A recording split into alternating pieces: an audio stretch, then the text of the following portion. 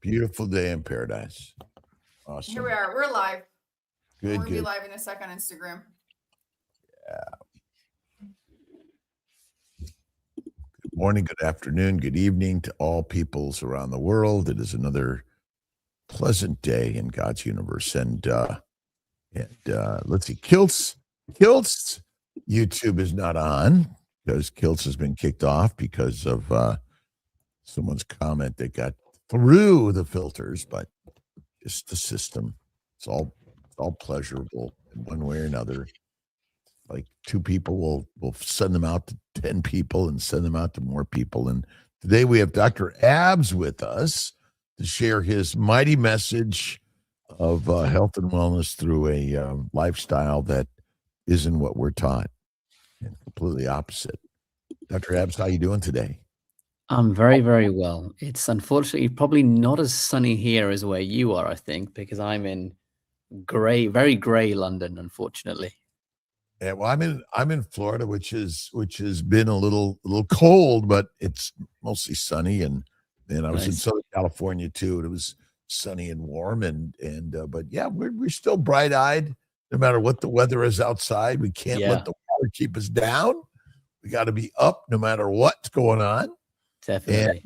And, so let's get everyone to send out the message. Kiltz is off YouTube, but Ali is going to get that back up and running in another day, 2 or 3, and we're not going to let that put us down. We're going to keep on sharing. Interesting enough, hopefully got Dr. Nelson coming back on with us. I got a message from George this morning about a 43-year young woman who just had twins after going carnivore from being vegetarian for years, and so it's a message we're sharing around the world. Wow. And it's great. Dr. Nelson, welcome. How you doing today? Good morning. Good morning. Yeah, Ali is I had here. to restart the computer because I had no sound. Well, we got your sound back, and maybe we get a little Dr. Abs energy this morning. Tell us a little bit about what motivates you and what got you into this crazy carnivore keto lifestyle and helping people heal by non-standard approaches. Yeah, of course. So for those of you that don't know me, I originally started as a dentist. And I just noticed things in my patients, that didn't quite make sense. And eventually from that, I ended up trying to study nutrition a lot more. I think one of my biggest heroes in life is Weston Price, who's, of course, sadly is no longer with us. But his work is still with us, and it's incredibly important work. And he wrote a very famous book called Nutrition and Physical Degeneration. And it's one of the most fantastic health-related books out there that anyone can use to understand how important. Yes, exactly. There we go. And I like that there's bookmarks in there as well. Yeah, it's written all over it. Got everything going on in there. Fantastic. Yeah, that book changed everything for me, and it made me realize that, and this is obvious, but it never really occurred to me in a profound moment. It made me realize that we don't treat a disease or a condition with drugs. We simply manage symptoms and potentially create more symptoms. Treating root cause is something entirely different. And, once I started studying that, everything really changed. And now, I do a lot of cosmetic work. I do a lot of longevity work. So my dermatology at the minute right now is at the Royal College of Physicians in the UK. I'm doing also anti-aging medicine, metabolic medicine as a postgraduate as well. So I've got a lot of different interests. I retired from dentistry, but I still talk about it academically. So yeah, there's a brief nutshell of my fingers in many different pies here. Pro health, pro healing, pro wellness. I mean, that's really the approach you're sharing. Absolutely. What got you to see something magical in a story like Weston Price versus kind of sticking to the standard system? Yeah, I think first of all, for people that don't know what Weston Price did, he was a dentist who noticed kids were getting a lot of tooth decay. And he decided with his wife to go and travel around the world. And thankfully, he had a camera with him. He did well enough to afford one back in the day. And he documented visually the things he was seeing around the world in these native tribes. And he saw that in native tribes with no convenience store with no hospital, not even a toothbrush.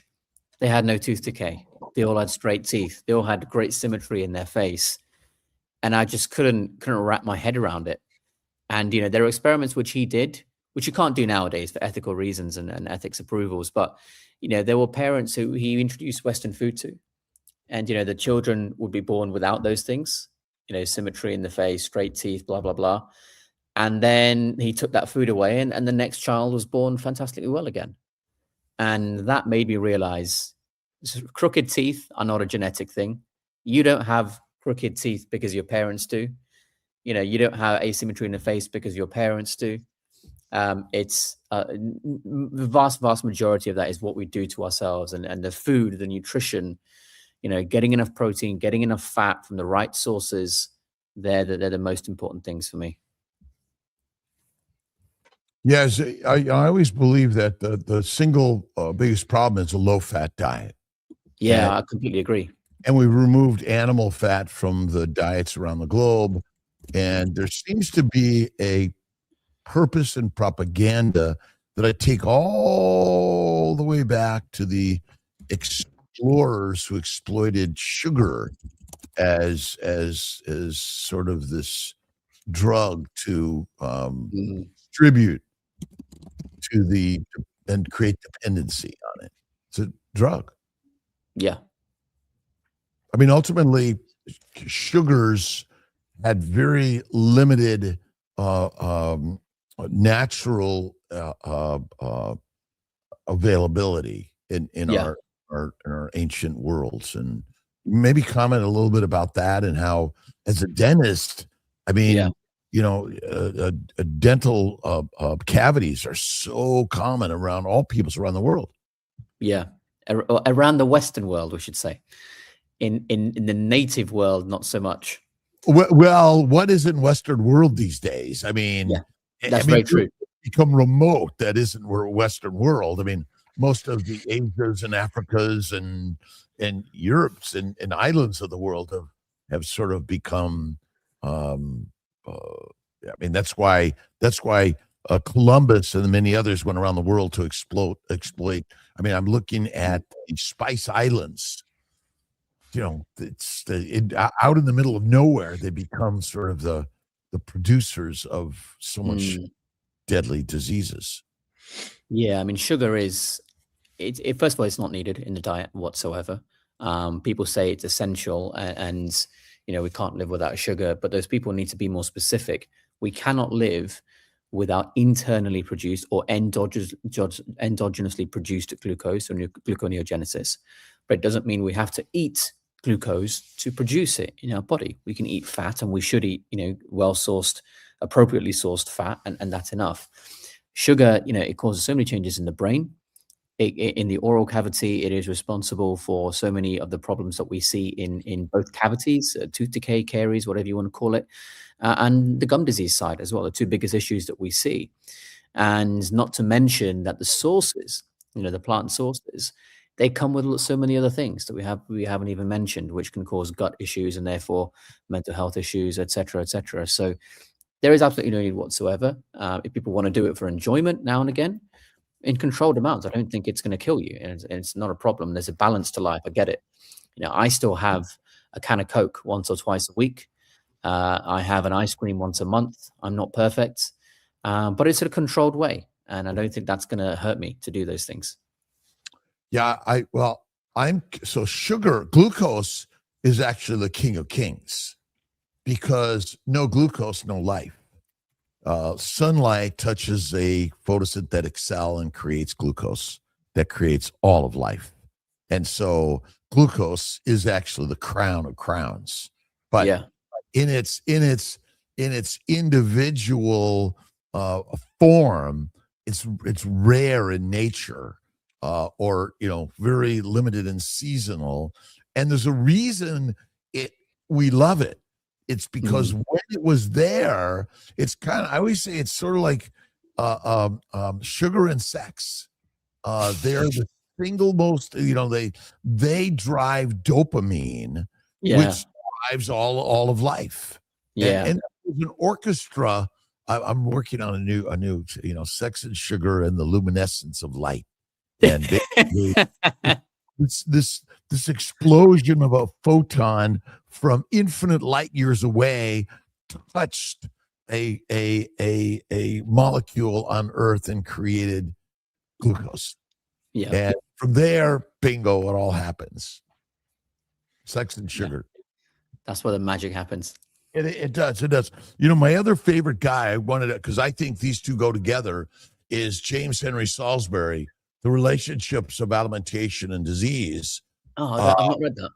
So in the 1860s and 70s, he graduated Albany Medical School in 1850, and he went on to study the plant versus animal-based diet in a very scientific way, and the Salisbury steak guy basically, masterful, and along with Weston Price and so many others that have written these stories, and today what we're doing is sharing stories, and you're going out there and sharing stories to inspire others.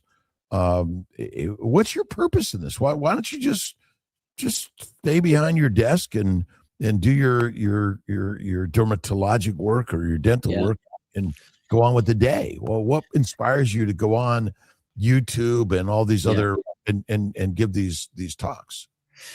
I think for me, there's a couple of different things. One is that I'm very petty and impatient, and it angers me to see people stand there saying you need metformin to help your diabetes.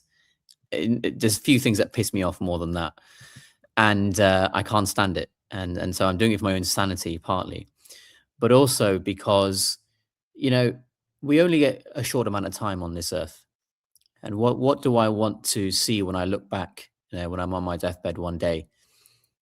I want to see that I have tried my very best to leave things in a better place than when I found them, and that's important to me. That's a sort of internal satisfaction to me.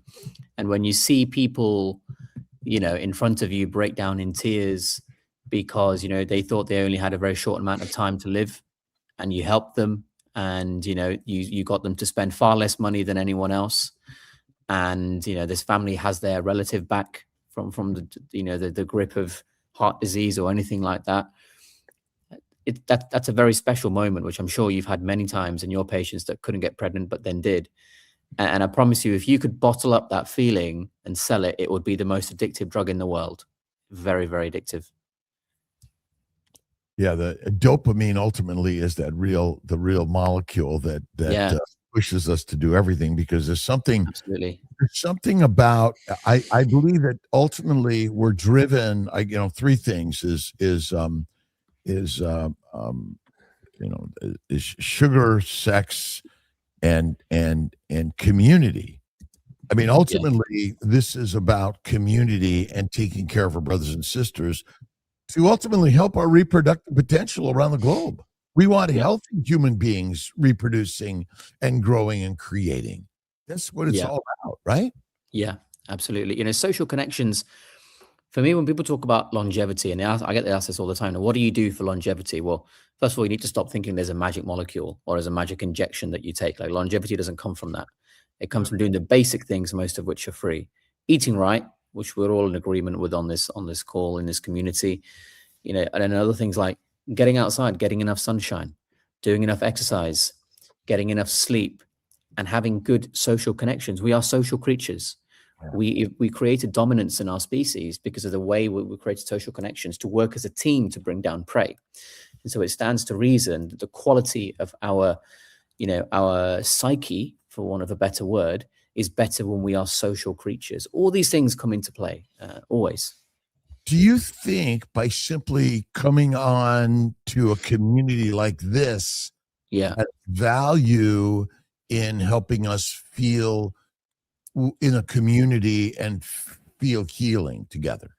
Absolutely. Anytime you have people working towards a shared goal, I think that creates a sense of community, and that creates, I don't know what you would call it as a technical term, because I'm not a psychologist, but it will create something in the mind, right? That you won't get if you're just sat in, a a room by yourself all day, every day.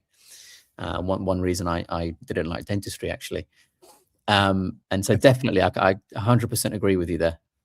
So we're actually driven towards these communal connections, and why do we show up at a concert or a game, and where there's so many people there? There is a drive to that, right? And not being out there alone, and just so many of us could be sitting home alone, but we're driven to a community and connection and a conversation that helps us go like, what can I do to help make people better? And I think that's one of the reasons why things like that, do very well on a deep level. It's a sense of coming together. And if I could just highlight a comment someone's put here. It's a Facebook comment from Mike Fit. He says GLP-1s. So for those that don't know, that's like Ozempic, Mounjaro, Wegovy. They affect dopamine in carb addiction, alcohol, and drug addiction. And he's absolutely right. They do. And people that eat and get the release of dopamine, for the way they are in their life, when you give them this drug and that only source of dopamine then disappears, that's why some people get severe mental health issues from these foods, from these drugs. And I think it's a very very good comment that Mike made there.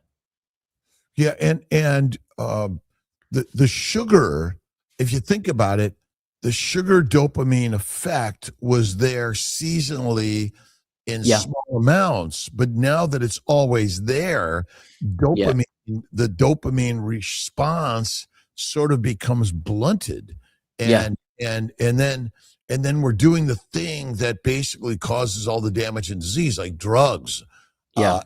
And pharmacologic drugs, and I think you said it, we're not treating diseases, we're treating symptoms. And so you're taking another drug that masks a symptom. What are the effects of us on that type of habit? Yeah, I think when it comes to those particular drugs, there's huge detrimental effects.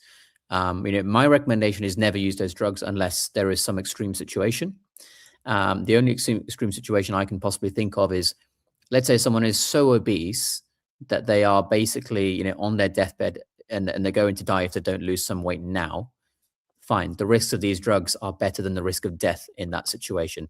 That for me is the only acceptable situation, and off the top of my head. But these bones, they essentially stop your intestines working. It is described as gastroparesis or gastric paralysis, or even slowing down the rate of gastric emptying, slowing down the rate of your stomach emptying. But why and how? It works by dropping the ATP concentration in smooth muscle cells. Anytime ATP concentration drops in a tissue, you have to seriously pay attention. And when that happens in this context, things start to die off. That's why, if I'm not mistaken, people have had their intestines removed after going on these drugs, because they are killing them. And even if someone says, I didn't have any of those things, you're in the same road. You may not have gone down the same distance, but you're on that road and you are traveling in that direction, whether you like it or not. And you can't possibly disagree. We know that's the mechanism of action. And that's why when you do that, that can happen. You can have vision issues. You can have, osteoporosis, and the bones essentially are losing quality as well. There's all sorts of issues. And for me, if you just eat appropriately in the way that, all four of us do on this stream, and until you're full, you got nothing to worry about. Your weight's going to be exactly what your body needs it to be. There's no need for these weight loss drugs for the vast majority of people, in my opinion. What is the optimal weight for a human being? Interesting. I think it depends on the height, of course. So if we take an average 6-foot person, I would guess it's probably going to be somewhere around maybe 60 to 70 kilos as a guess. And I'm only basing that. How many stones? I love the word stones. Oh, I don't know. Let me see. Size of a stone.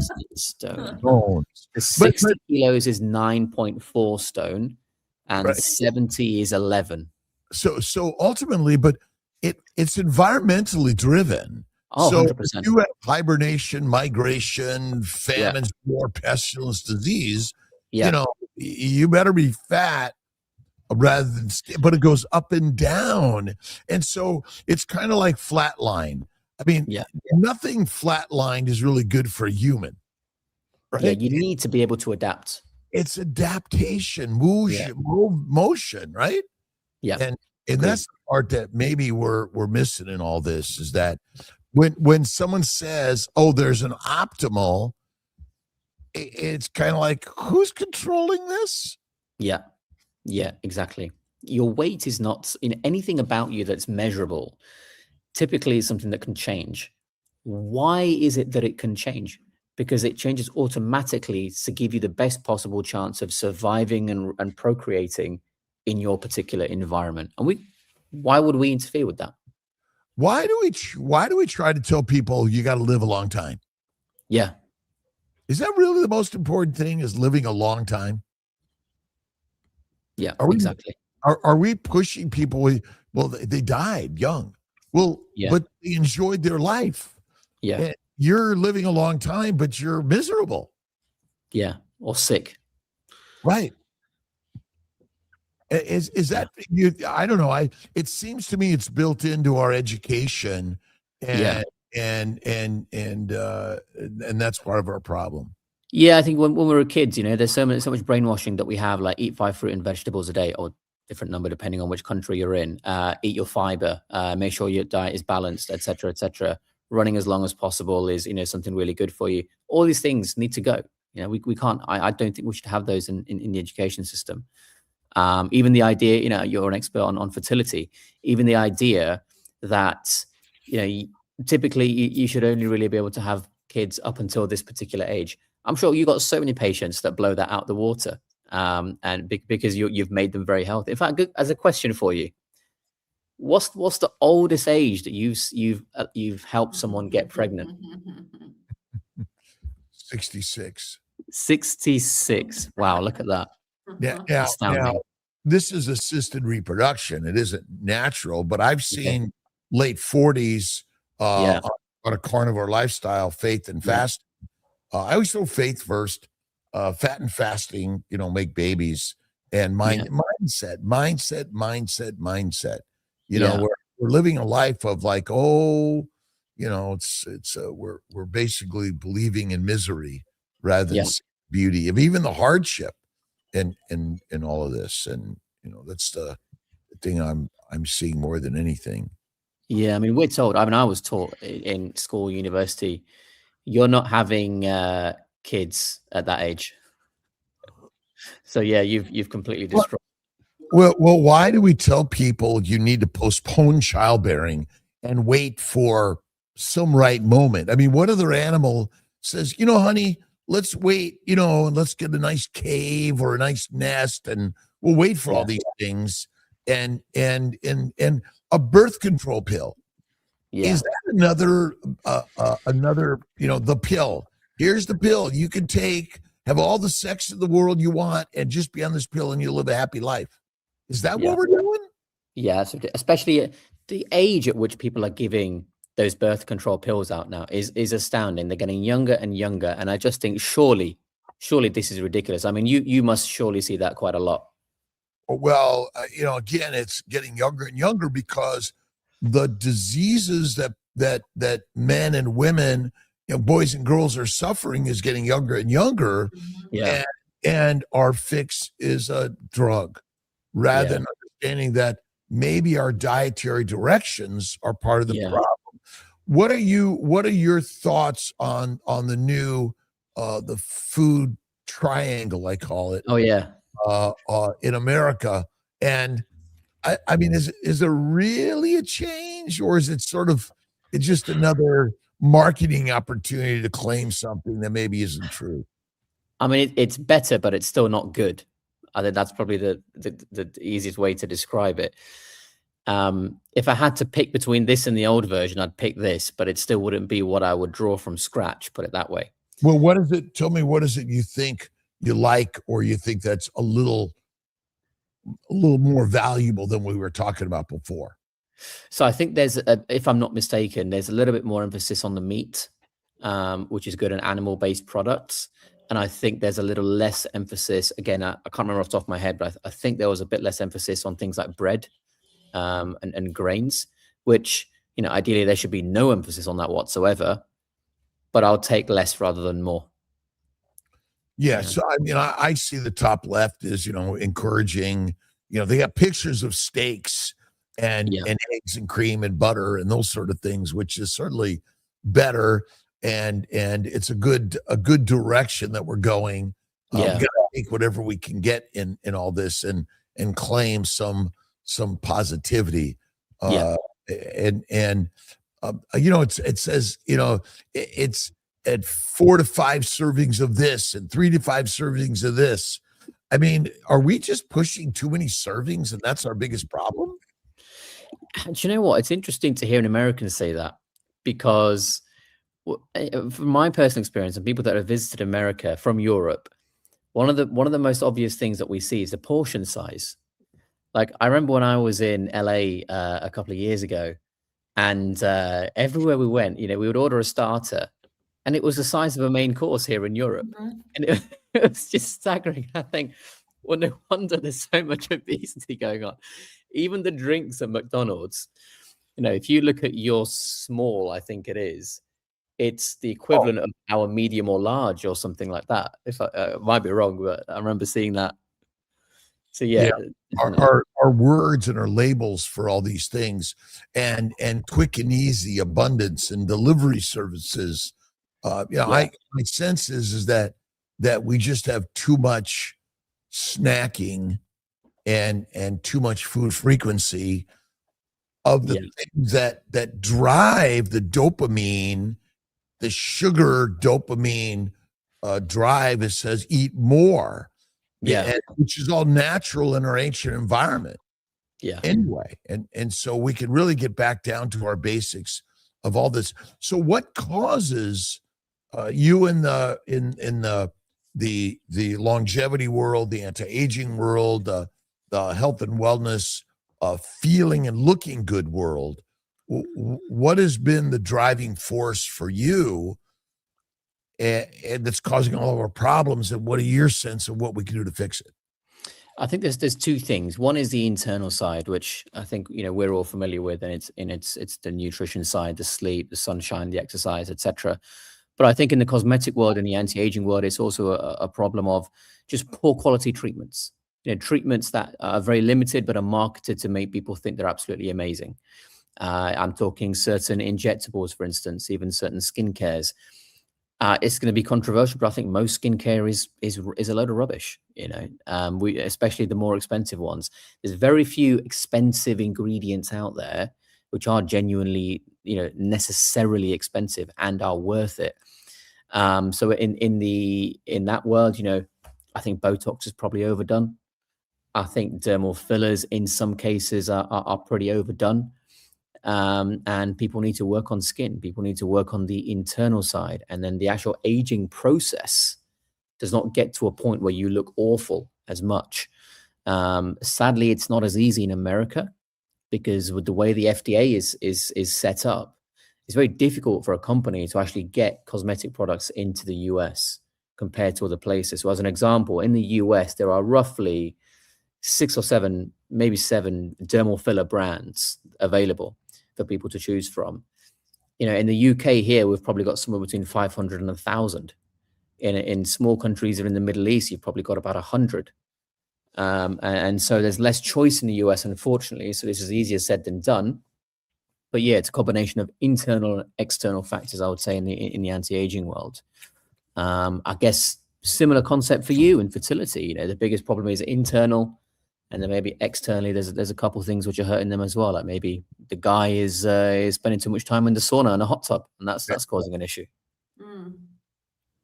What is your diet? What's your general habits? So my general habit is PKD, which is something that's been studied a lot by Sophia Clemens or Jophia Clemens. I got told off for pronouncing it wrong a while ago. I think she's incredible, and she's one of the best of us in this space. And the work she's doing in oncology, in autoimmune conditions, with just the most ridiculous success rate I've ever seen.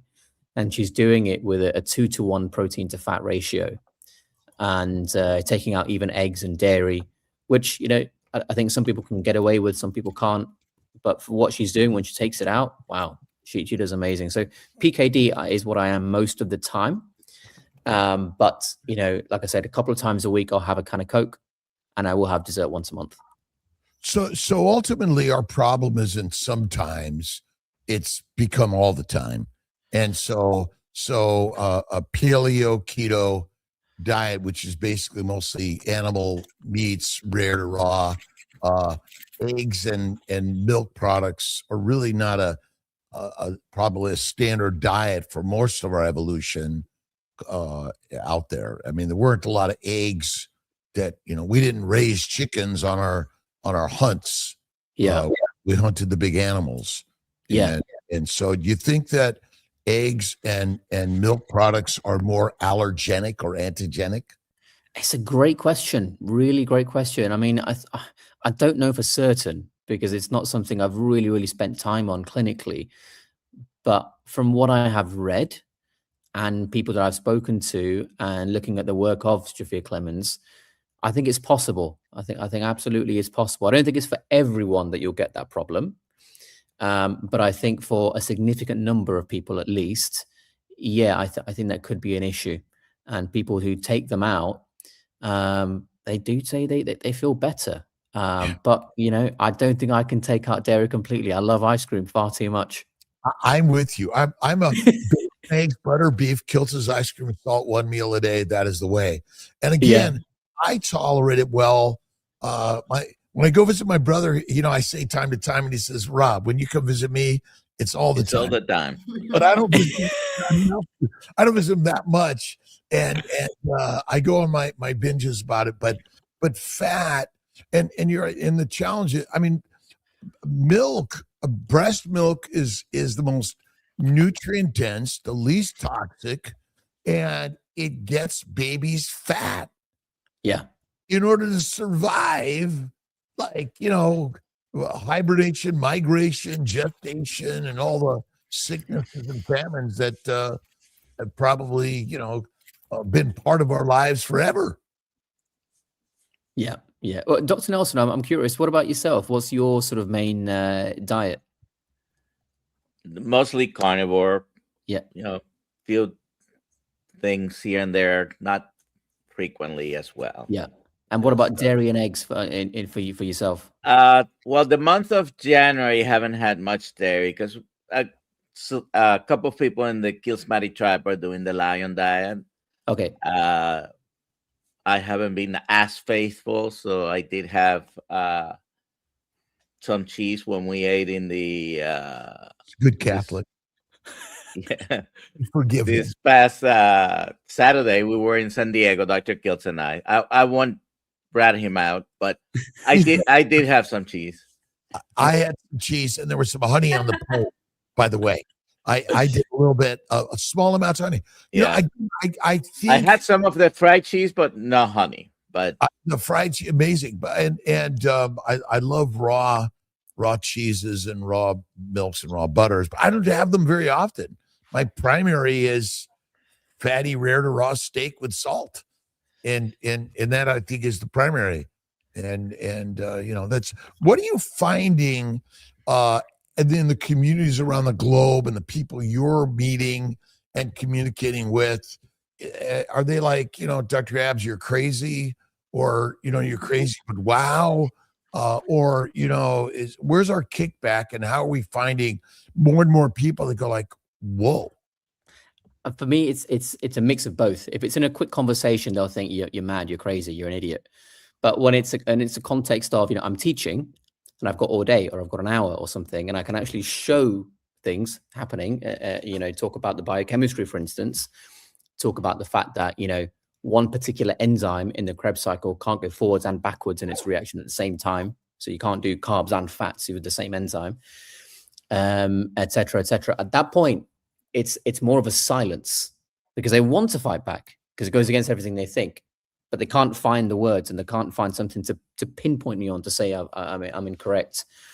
So it's a mix of both, and I'm very fortunate. Quite a lot of medical professionals that I've taught over the years all around the world, they have actually not just they understood it and trusted me, but they've now converted to carnivore, and they are talking about it to their patients as well. So I have a lot of patients for talking about this way of living and eating to medical professionals, because I know effort given to that one individual will multiply to multiple patients over time.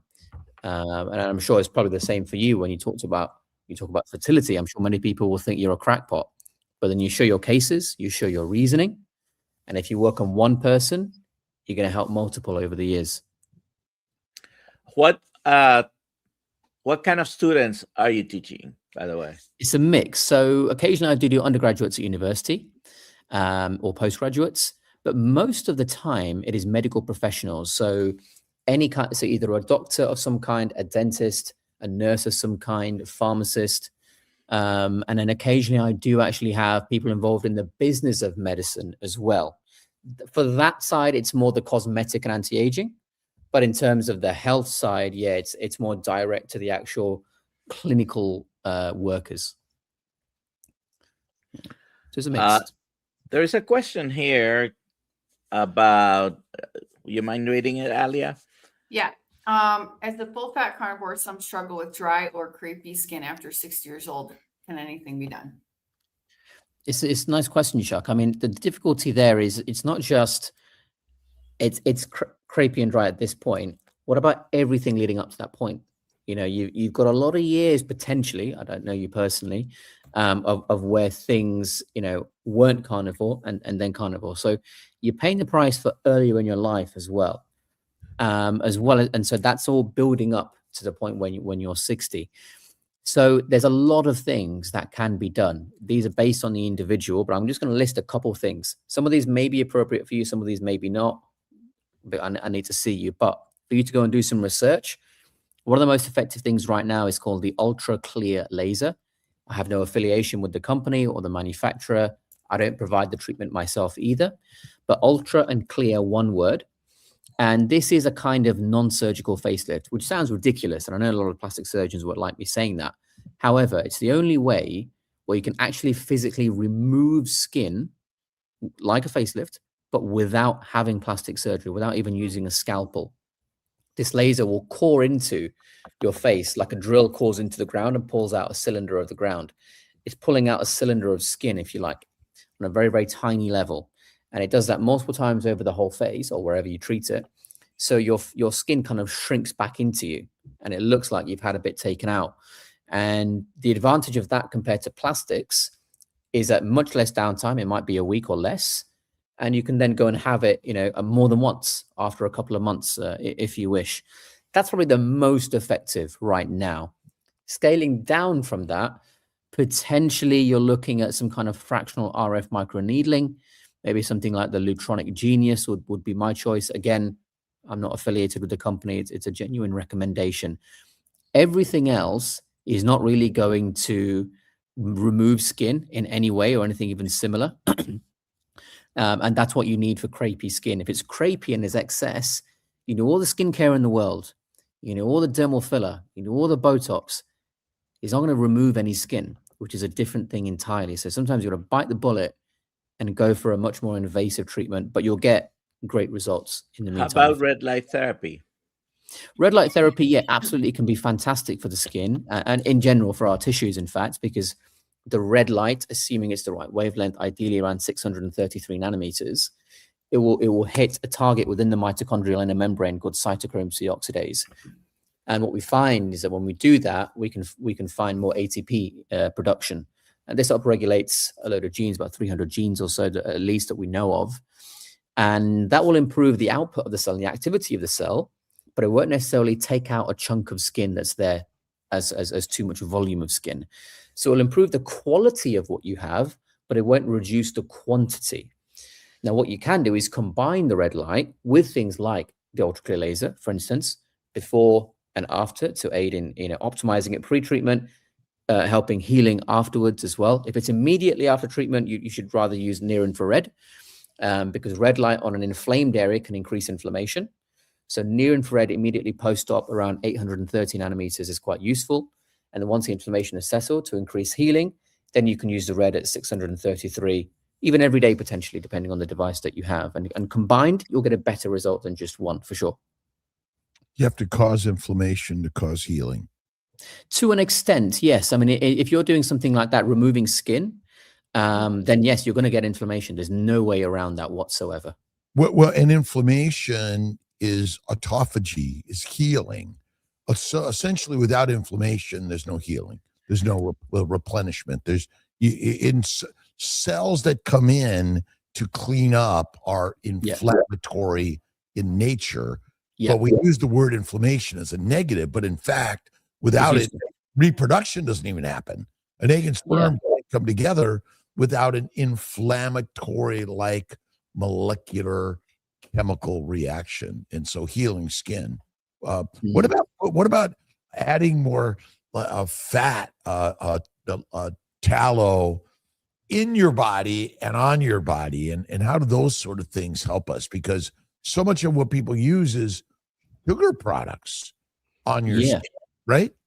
I mean, fat is it's one of the most nutritious things that we can have. You know, I actually have jars of like beef fat and lamb fat, and when I have my ribeyes, I take a massive scoop of the fat and dunk it on my plate like an ice cream scoop almost, and I'll use that fat as almost like a sauce, and it's fantastic, very, very nutritious. When it comes to the skin directly, what people watching this will find is that the conventional methodology. Conventional dermatologists will say you're wasting your time. This is ridiculous. You need to use this skincare or that skincare because that's all they know. But technically, when you look at what's in tallow from a micronutrient perspective, I mean, how's that a bad thing?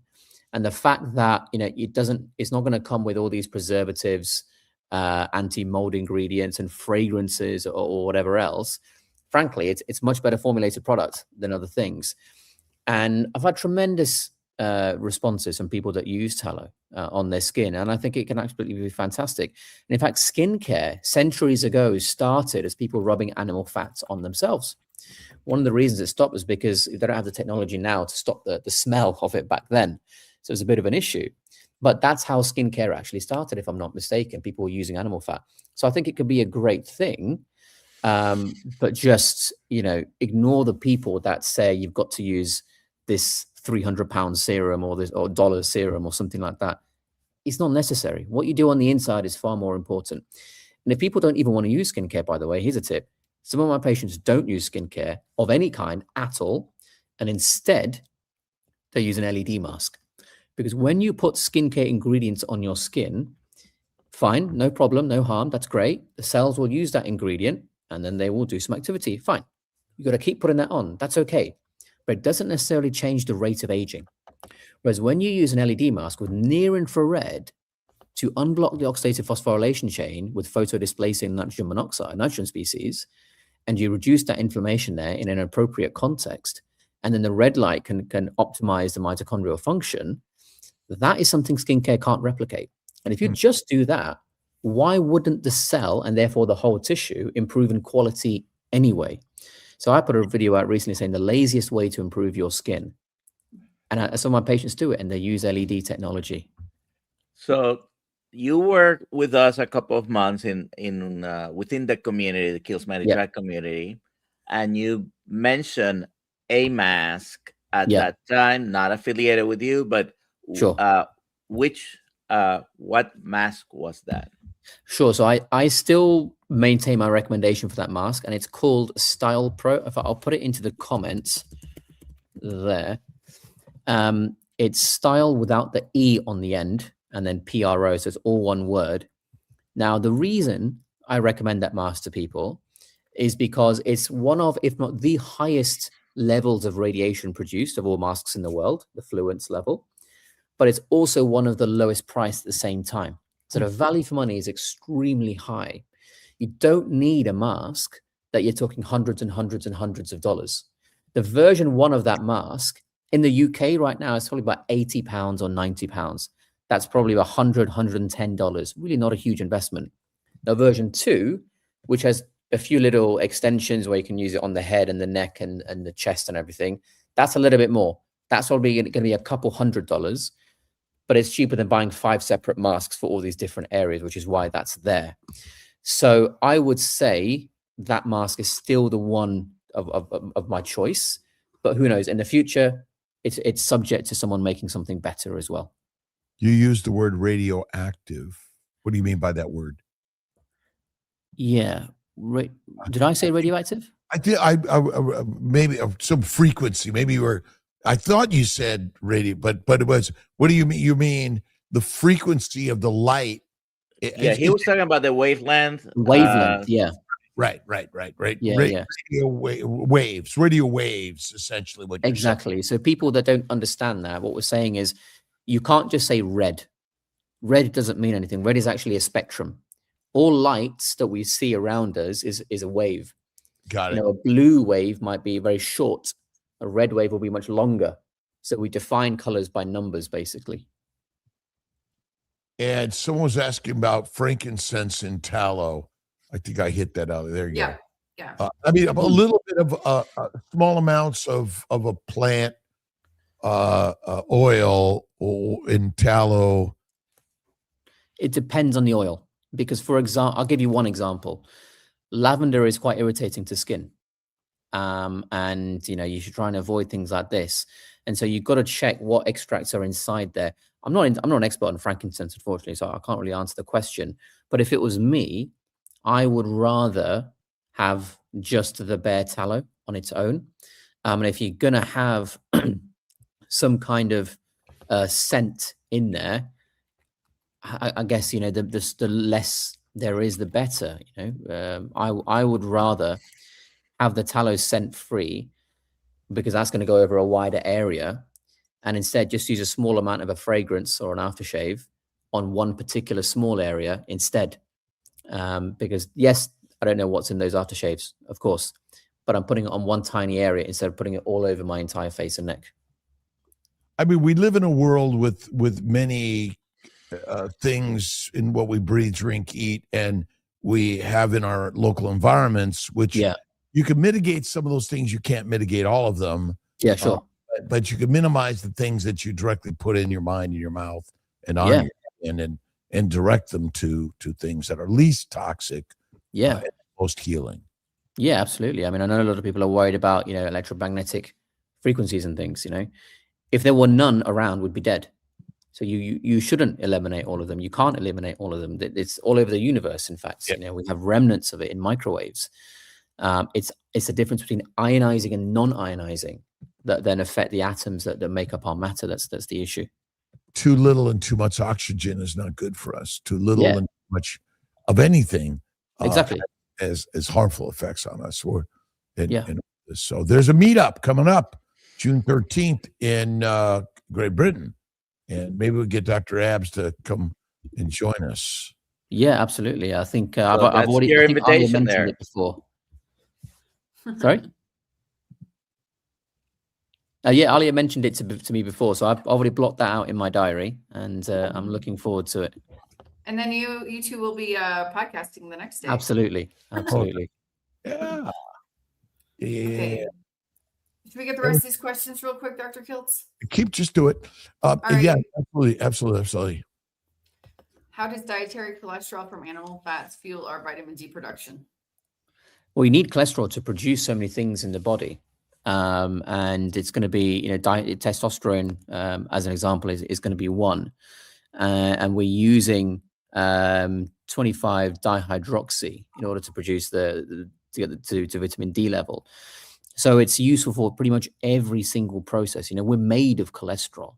So if we don't have enough, it's not just vitamin D that, you know, could be affected. It's everything about us, our entire lifestyle, I would say. You know, it's interesting question that you can live on a plant-only diet for so long, I imagine. Yeah. And you know, how many people's live a long time on purely plants with no eggs, no cream, no butter, you know, no yogurt and things like that, because you get something from those things that you don't get from plants. I mean, really, we don't have any long-term civilizations that function only on plants. Would you agree? 100%. 100%. Look at the Maasai. Weston Price wrote about them. When they split to mainly animal and plant-based, look at the difference, the height, the strength, the longevity, the disease, Speaks for itself. And a vegetarian culture is not a vegan culture. It's very different. Yeah, I think so. Yeah, I think nowadays it is a bit of a spectrum, isn't it? And how people want to, where people want to be. Yeah. Yeah. Next. Okay. Let's see. The strong carnivorous. Why would someone who has been on carnivore for 2 years still sporadically suffer from terrible calf cramps at night? They do take magnesium regularly. Interesting question. It's very, very individual. It could be a lot of different things. You know, I can see in that picture, there's someone that clearly likes to train a lot. Now, if you're someone that's training every day, you're putting a lot of stress in terms of your requirements from your diet. I personally wouldn't train every day. I've no idea if this person is, but you've got to take rest. You've got to make sure it's not just magnesium. You take sodium, potassium, magnesium, calcium, all these things all together. Are you eating enough, et cetera, et cetera? Rob, I think you've got something to say. Physical stress. Again, a car, more miles, more maintenance, and faster junkyard. So we think we're never supposed to have anything happen to our body, but in fact, life in and of itself is danger and deadly, and so absolutely, yeah. So take rest. When you're training, don't train every day. Make sure you're having a whole range of the micronutrients. Put plenty of salt on your food. If the salt tastes good, keep it there. If it tastes too salty, obviously that's your limit. And there's a lot of different individual things that you can do. Jimmy, thank you for your super chat. Dr. Abs, how would you deal with H. pylori and an ulcer aside from a species appropriate diet?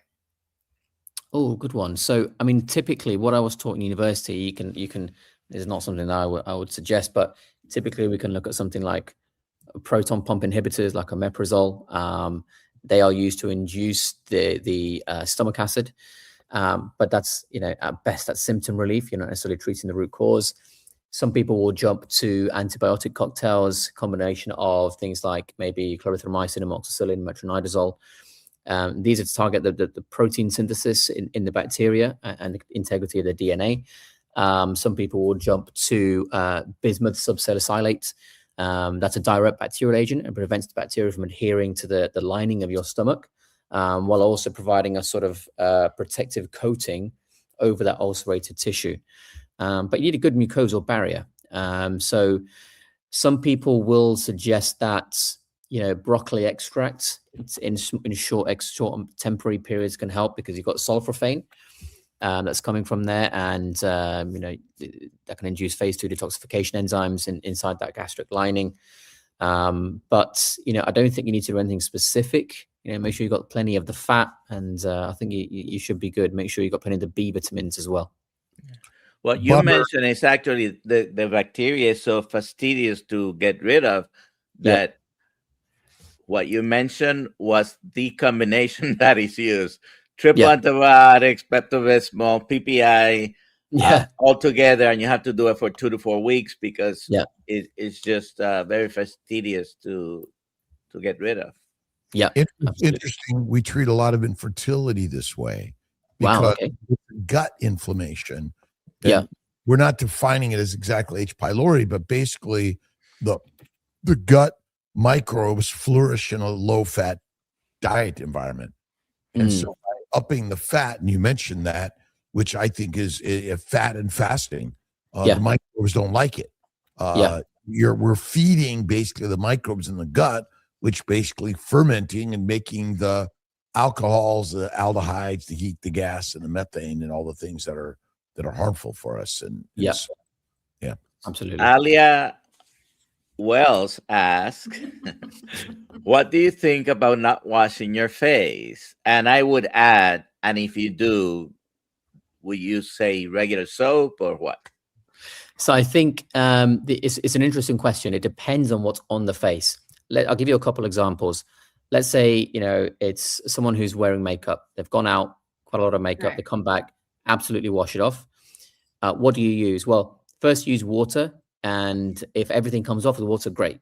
If it doesn't, go for the next most invasive thing, not jumping to as strong as possible. You want to use the least invasive thing possible to wash everything off. That could be something as simple as, a CeraVe or a Cetaphil cleanser, which is very, very cheap, probably less than $10 or something along those lines. Nothing fancy in there. And if you wash your face off with those things and afterwards it feels very, very dry and tight, like someone's stretching it over, almost like it's cracking, it's probably too strong as a cleanser because it's taken a lot off. And then your skin is going to struggle for the interim period where it tries to rebuild all that mantle layer and everything that needs to be there. So be careful with things really, really strong. If you do need to use those, make sure the frequency is as low as possible. So no more than like once a week if you need something really, really strong at best. Now, if you don't have makeup on, it depends what there is. So typically for myself, I don't even have a cleanser at all. I just use water. So for instance, in the morning when I'm in my shower, I mean, the shower is a cleanser. What else am I doing in there? So that's going to get rid of everything anyway. And then I'm good after that.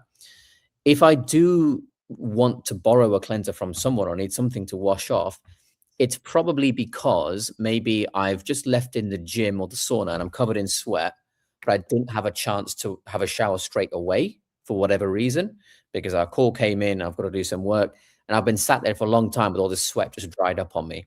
At that point, I might use a bit of tallow-based soap, which is very gentle and fat-based. So it's not going to clear everything off your skin very strongly. And that's all personally that I have if I ever need it. How about coconut oil? Someone mentions that. Personally, I wouldn't recommend comedogenic? it. It's a tricky one because coconut oil, yes, it will get rid of the bacteria. It's probably the strongest antibiotic without actually being a proper antibiotic. But the issue with that is, what about the bacteria that are synergistic for us on our skin as well? It's probably going to get rid of those as well. And this is why a lot of people that use coconut oil in their mouth, they do this thing called oil pulling. And the coconut oil there, yes, it will kill bacteria, but it will kill bacteria that, are non-beneficial for us, but also bacteria that are potentially synergistic for us as well. And so you get a bit of an issue there. So personally, I wouldn't. I think it's too antibacterial to do something like that. And if personally, if for our community, something nice and gentle, nice and natural, a tallow-based soap hopefully should just be enough for everything. If it's not, because of the makeup that you have, obviously take it a step up and use whatever the most gentle thing that you can is. But you don't need to spend a lot. Typically $10 to $15 is all you need for a decent cleanser for most people. Let's do the giveaway, Aliyah. Okay. Oh, wow. 658. That flew by. Yeah, it's good. Dr. Abs has really got some good stuff for us today. Absolutely. What's the gift today? It's a t-shirt. Awesome. Yeah, nice. Dr. Abs, where can people find you? Sure. So my YouTube is just Dr. Abs, very imaginative name. And so is my Instagram, actually. And Nice. it's a struggle. I follow you. So if they want to look at Dr. Kiltz's sort of followers, they can type in abs into that and they'll get me from there as well. Yeah, and I think it's real important that we're all kind of communicating together and growing this conversation to help our brothers and sisters in the next 10,000 years heal, so they can find us in 1,000, 10,000 years from now. Yeah. But unless I get banned from YouTube. You will not. It means we have something to say. Yeah. As you're good. Awesome, everyone. All right. I just want to say, John Laspina, cool. Email me. Congratulations. And Nice. All right. job. All right, brothers and sisters. all right. Thank you. Bye, everybody. Bye.